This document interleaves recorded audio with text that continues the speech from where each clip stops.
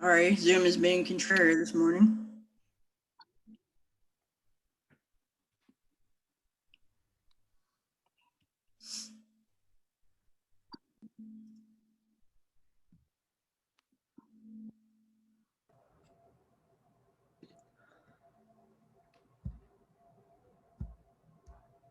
Good morning.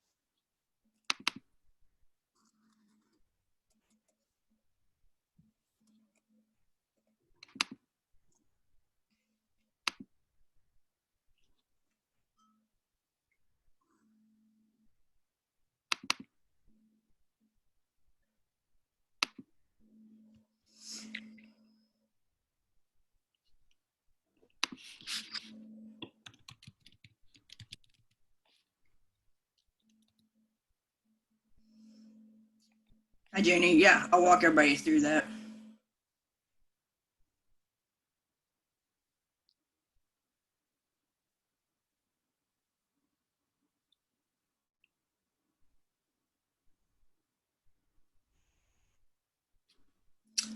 If I put tomorrow on there, then I'll give you till tomorrow. I may have just, I don't know what I did. Looked at the wrong date. Possibly.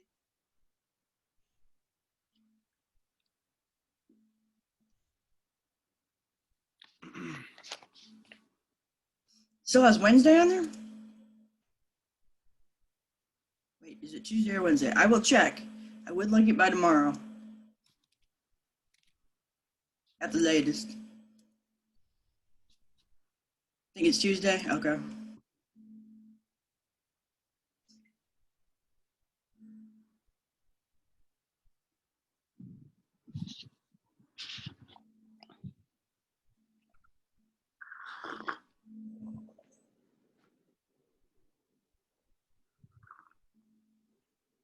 All right. Hope everybody's arrived. I have gotten a lot of questions on the MLA format, so let's walk through it.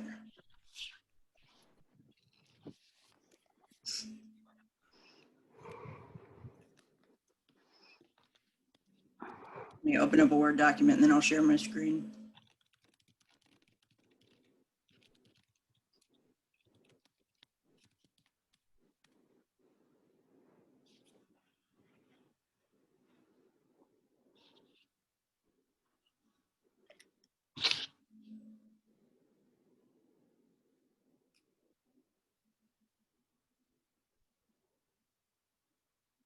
Okay.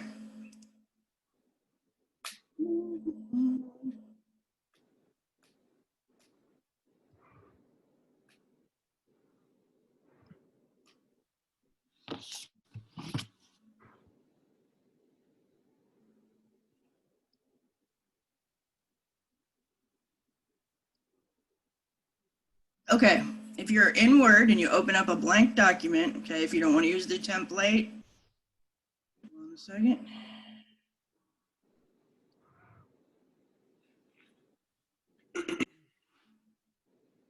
You create your header, you can go up to, I think it's insert. I think there's a couple different ways to do it. Hold on.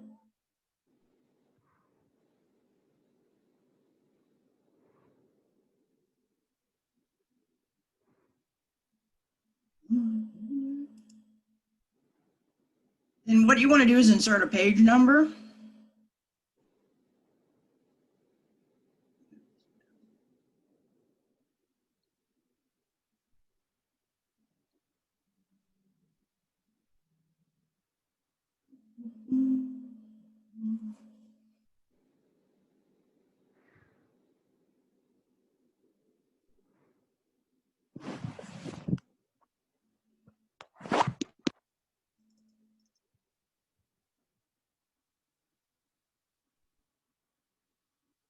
Maybe I lied. Maybe it's design. Usually I have to click around in here until I find it.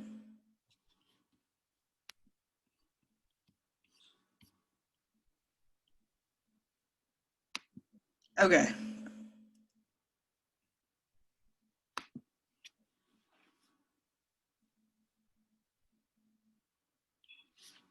So I just clicked on under design, page setup.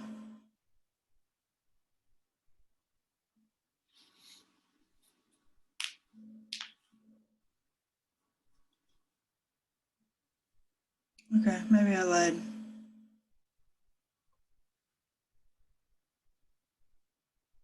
Been too long since I've done this.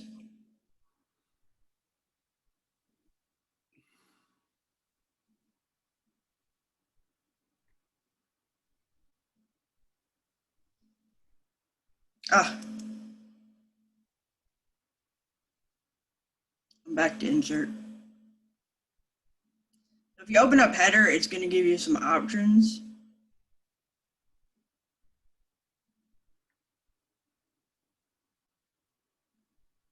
If you hit edit the header, then you can put things into it.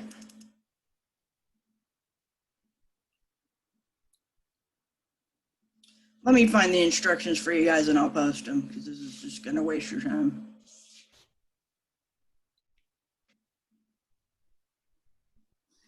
I can show you with the template.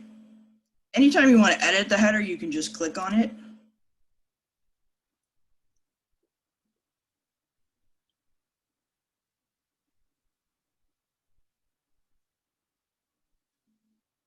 One moment, please. Somebody's having trouble getting in? Hold on.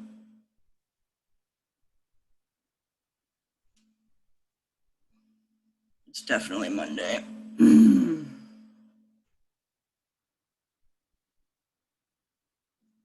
don't have anybody in the waiting room.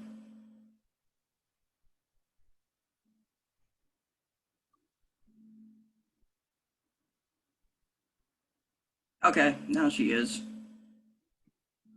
Okay, hopefully that'll work.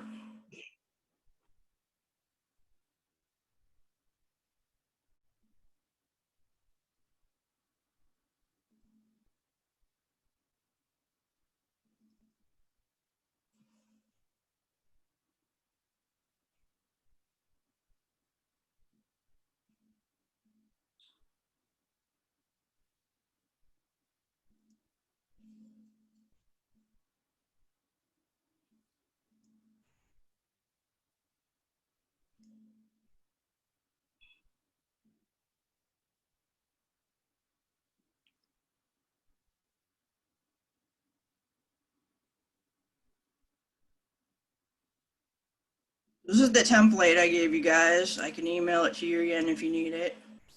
But anytime you want to edit the header, you just double click on it and see where it says last name. You can highlight that, delete it, and put your last name in there.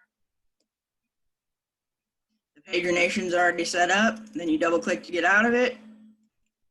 And then all of the rest of the pages should have your last name and the page number correctly on there. And I'll send you guys the instructions if you want to do it from a blank document. Same thing with this after you put the header. Just highlight it, put your name in there. And you can save it, and then you'll just have to change the instructor name and the course name and the date. Save it as a template.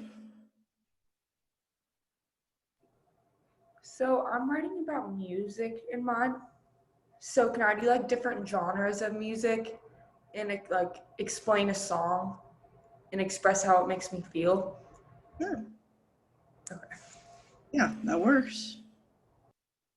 Yeah, I'll post the instructions, Jeannie. Also, it hasn't been letting me in Khan Academy. Tell me more. Like I've been trying to get the account to the link you sent an email to of like getting it, and it's not letting me get an account. You may already have one. Have you tried going there directly? From the link. Not from the link, but just go to Khan Academy and try to sign in. Okay. If that doesn't work, we'll work it out. When does all the Khan Academy things due? They have exercises. We can talk more about it. They're the grammar exercises.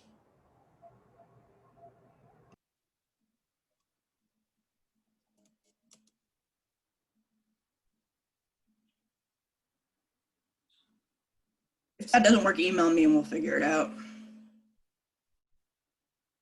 Okay, yeah, I'll post the instructions. Good questions. Anybody else? Emmeline, let's see if we can get you to 750 words.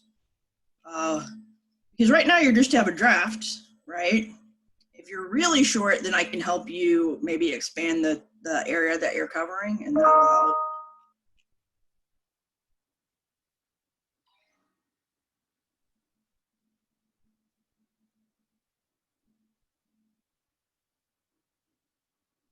Everything that was submitted today is a draft, so you can fix anything in terms of formatting. Formatting, I'm not really worried about for the draft. I'm worried about getting enough content down for you to work with, right?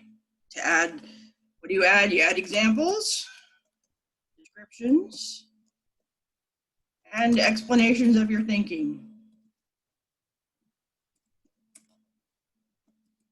Well, let's just use the music one as an example since somebody provided us with that topic nicely.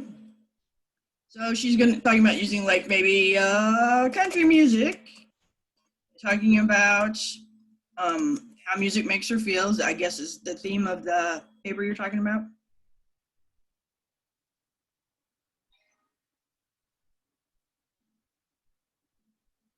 The theme of what? Yeah, you're gonna talk about how music makes you feel for the whole paper? Yeah. Okay. But like within different genres. Okay, so would your thesis might be something like the main idea, music expresses a lot of my emotions. Okay. And then, so then to develop that, she's going to give us the genre like country music, and then she's going to give us examples, right? So maybe 3 songs, and the lyrics, and then explaining how each lyric expresses the feeling that she's talking about.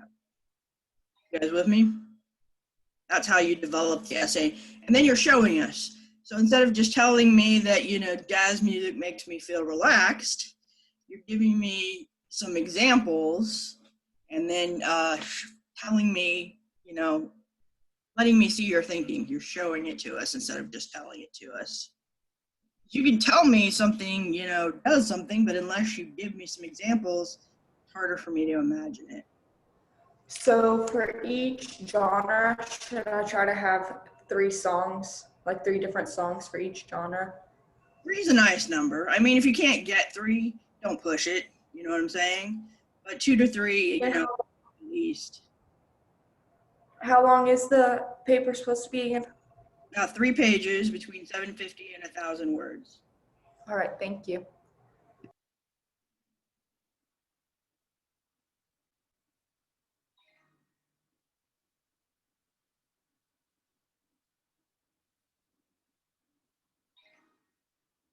Yeah, Khan Academy, for those of you who are doing those exercises, yeah, it has assignments set up that are due through next week, and every week I'll be adding some.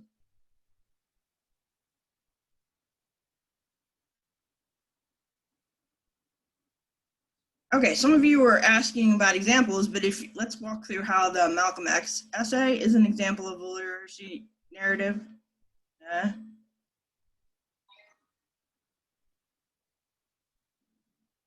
So where is he when he is writing this? Prison.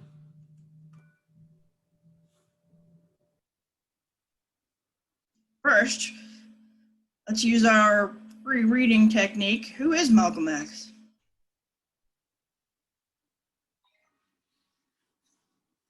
Give you some basic information here.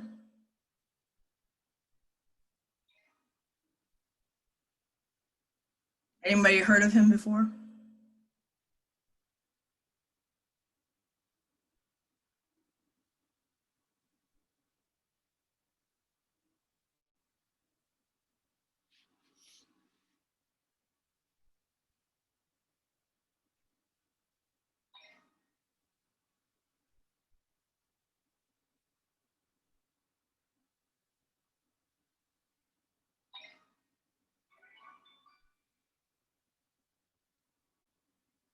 His father was killed by white supremacists, right?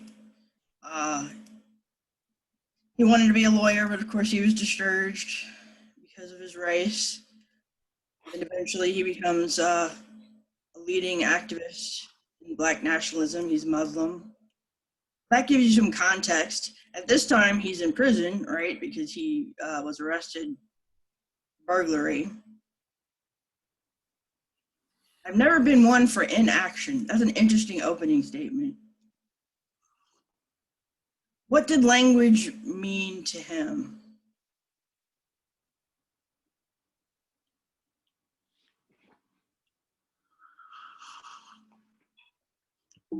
Everything.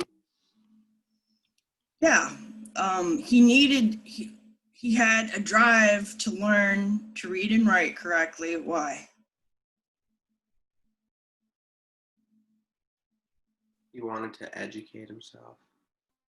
Yeah, he had to educate himself. Why?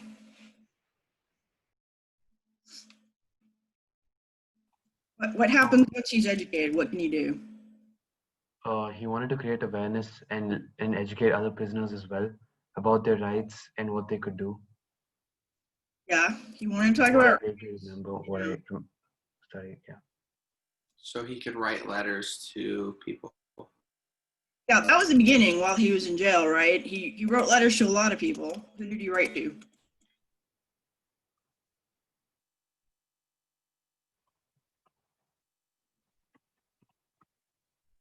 Wrote to a lot of people.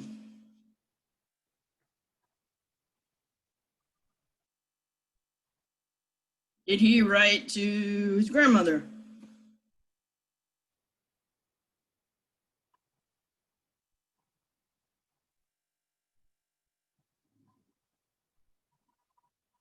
I know he wrote to somebody that was like pretty high up, but I just forgot his name.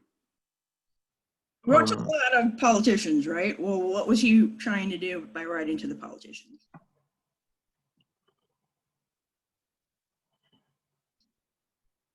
This is in the 60s. What's your history class tell you about the 60s in America? Did it tell you about the 60s in America?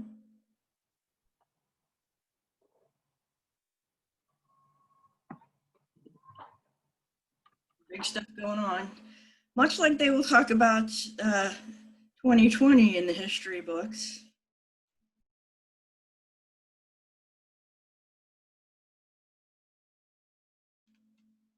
Anyone know?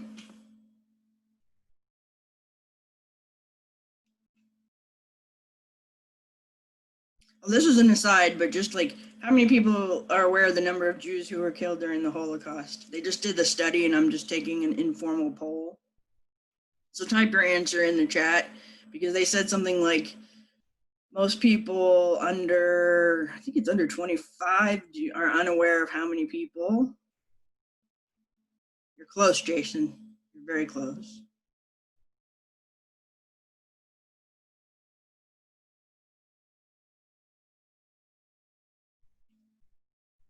The actual number is 6 million, which is horrible enough, right? So just think about that. In roughly, I guess it was 6, 7 years. Yeah, 6 million people. So you guys are pretty close. Sounds like your history class didn't do a bad job. So in the 60s in the South in America, what was going on?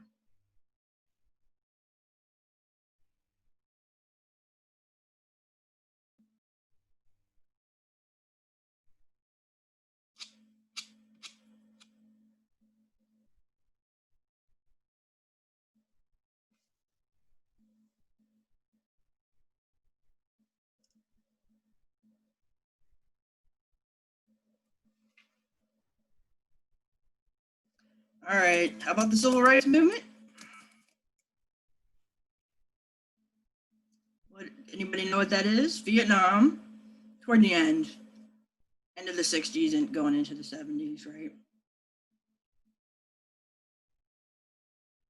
But the civil rights movement, I mean, are you aware in the South that there were separate water fountains, there were separate facilities for Black and white people?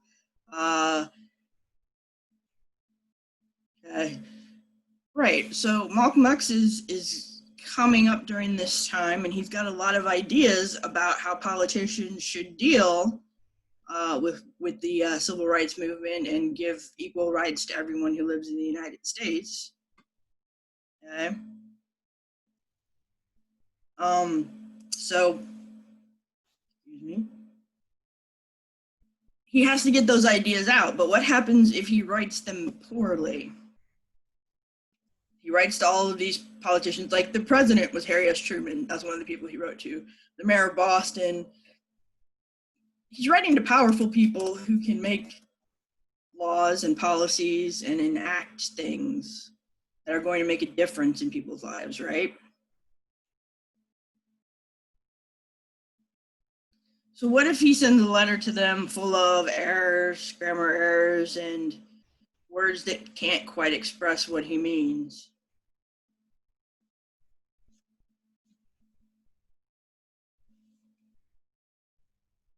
Yeah, they won't take him seriously, right? This is going to be true of everything that you write in your life. If you wish to be taken seriously by people around you, so later on when you're, if you choose to be a parent and you're writing to the school or trying to present arguments or deal with an issue in your community, how well you write can influence how successful you are at getting what you want accomplished. Writing is powerful when it's done well, and he's one of those people who can do it well. So he basically, you have so much admiration for him being self-taught, goes from 0 to like 600 while he's in prison. So how does he teach himself to write? He reads a dictionary. Yeah, he starts by just reading and copying out the words in the dictionary, because the more you know, the closer you can get to what you want to say, which is what we've been talking about with the editing, right? So he reads a lot of books once he's more comfortable reading and he knows what all the words he's reading mean. Like he looks up words that he doesn't know, he figures out what they're saying. Okay. Yeah, I mean, some places in the South, yes, have a reputation, but then some places in the North also do.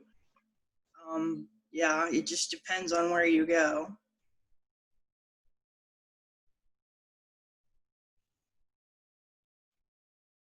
So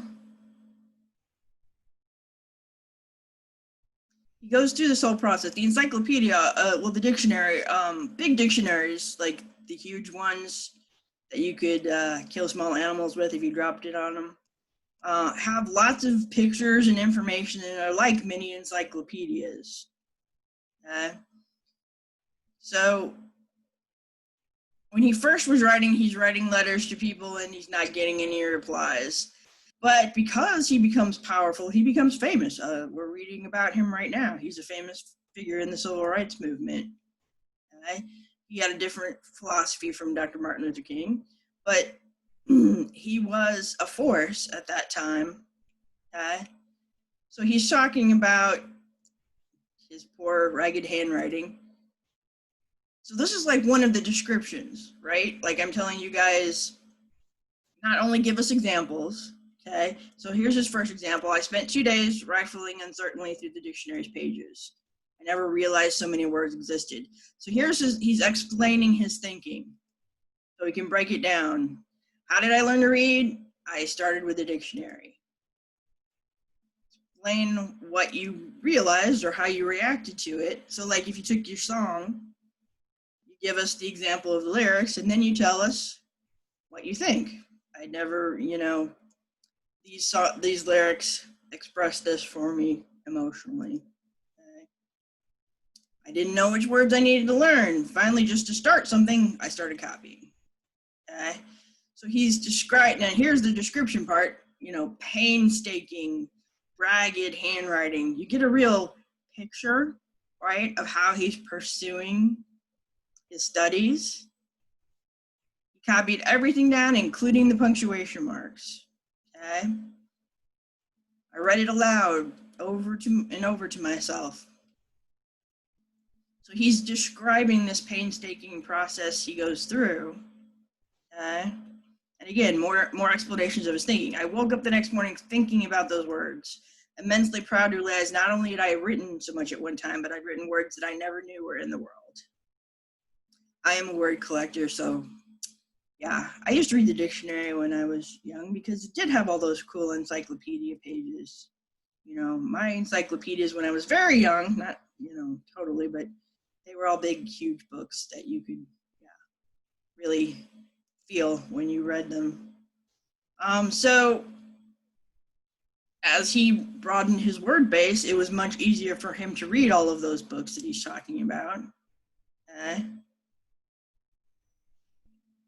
So what point does he want to make about this process, right? He tells you he's in prison, he's got something he wants to say, he knows he isn't taken seriously when he can't say it well.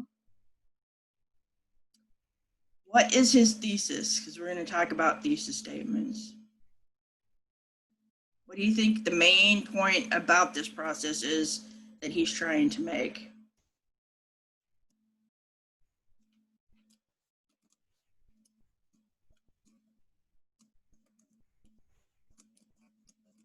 Because he's focused on learning to read.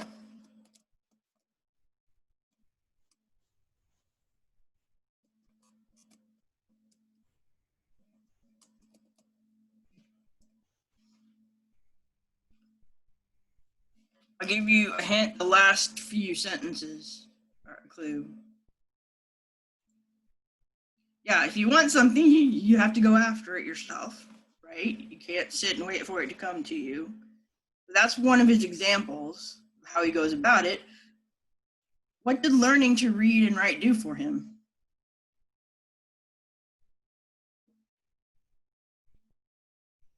Yeah, for him, he said even though he was in prison, he never felt so free.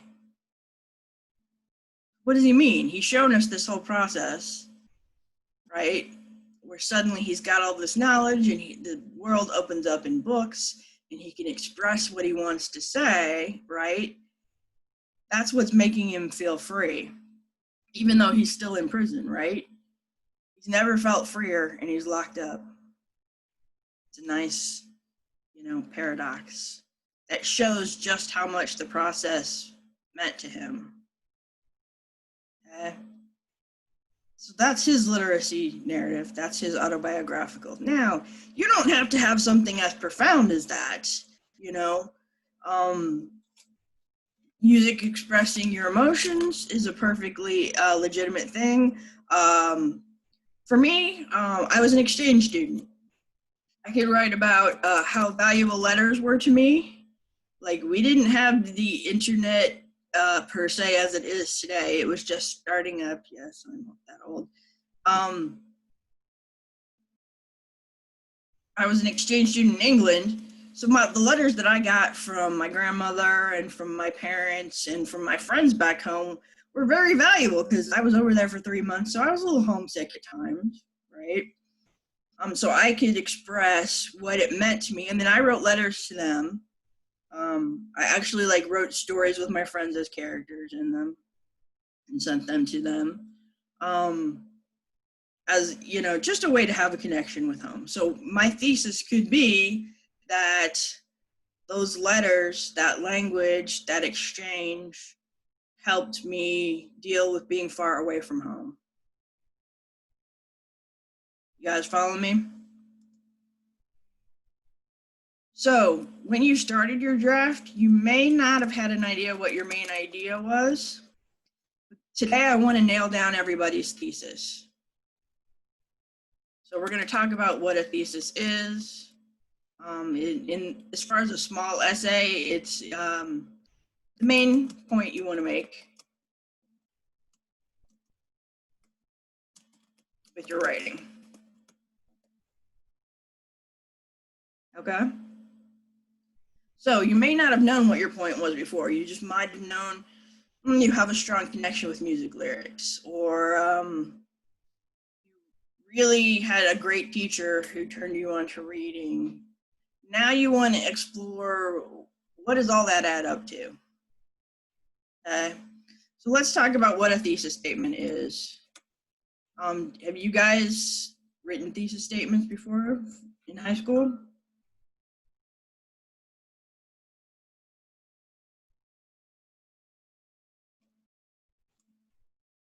Yeah. An essay one is slightly different. I mean, there's a difference between a topic and a thesis. The topic of your paper could be, like for Malcolm X, was how he learned to read as the topic, right? That's what the essay is about. That's the subject. His thesis is what he wants to say about that. Okay? So for everybody, what is the topic of your draft?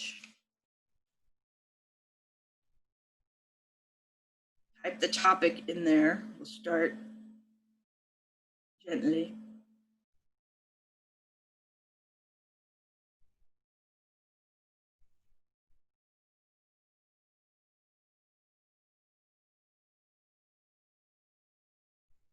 How literature and reading influenced you growing up.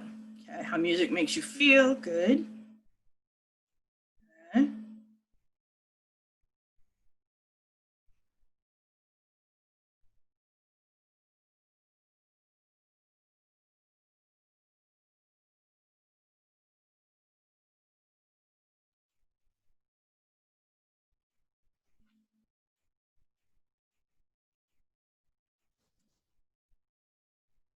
Well, and hopefully more of you have topics than that.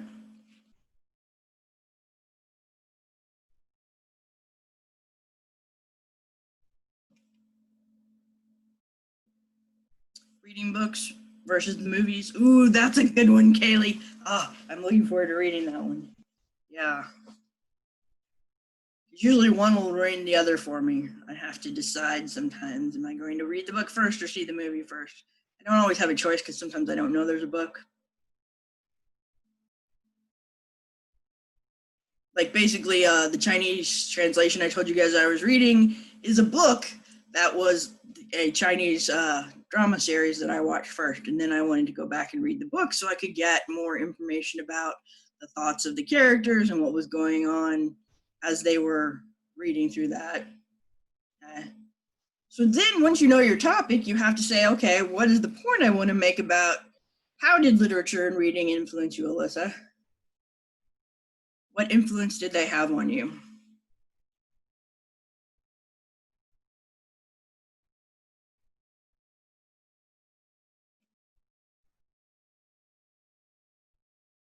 These are all good topics.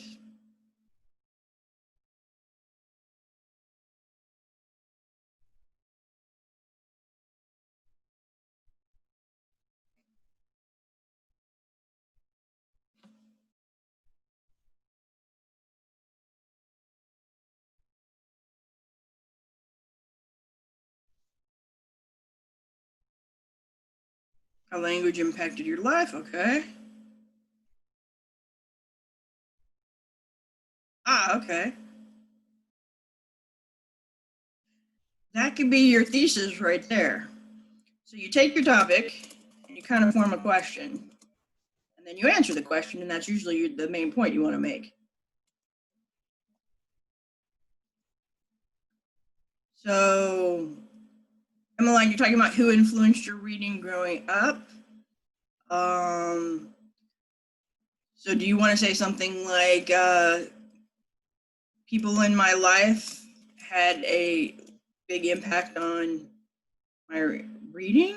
Or let's see, how do we turn that into a question? Who influenced my reading growing up? The people who influenced my reading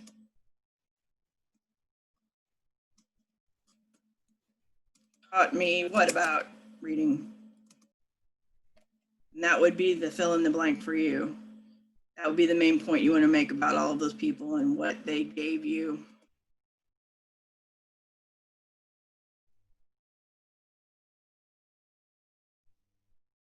Well, Alyssa, that pretty much sounds like you have your thesis there.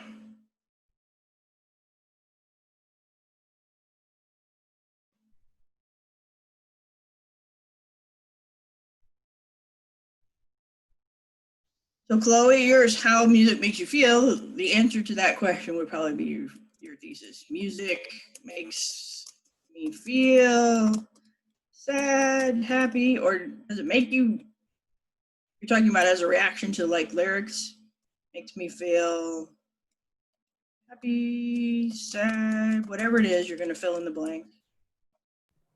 It also depends on the different genres too. Exactly. Yeah. And you can bring that into it. Okay. Like have, but your overall thesis that it's going to comprise all of the genres is maybe different genres of music make me feel differently. Okay. Alexa, language has impacted my life in unique ways. So yeah, your thesis would be those ways that it's impacted your life.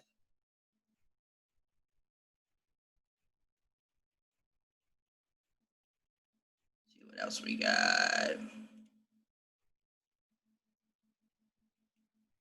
Anybody still struggling with your?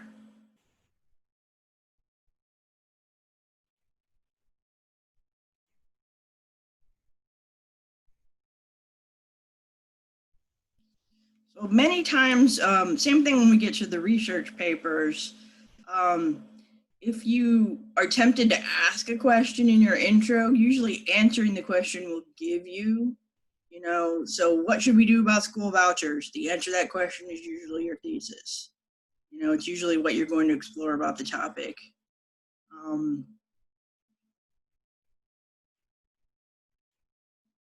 Okay, yeah, I can help anybody who's having trouble getting to the page requirement.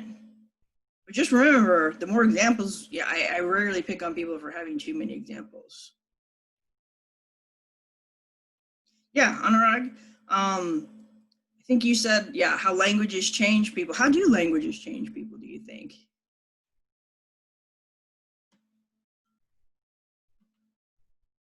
That's an interesting question. For me, what language I spoke drastically, at least when I was a kid, what languages I spoke influenced, and all my surroundings all my surroundings were dependent on the language I spoke. So indirectly, whichever language I spoke would lead me to me being a part of some group or the other, thus changing me as a person, because I did not speak English as a child, at least till the age of 5 or 6. And so I'm saying that if I was to speak English as a child, I would not have been this way. It's like I might have been different, and my experiences with my parents trying to make me speak, it was just like a combination of all these in my assignment. Okay, hold that thought. We're going to talk more about it. It's about to cut us off, so we're going to take our 5-minute break, and I want to talk more about that when we come back. Okay? Yeah. I'll see you guys when we come back at 8:45.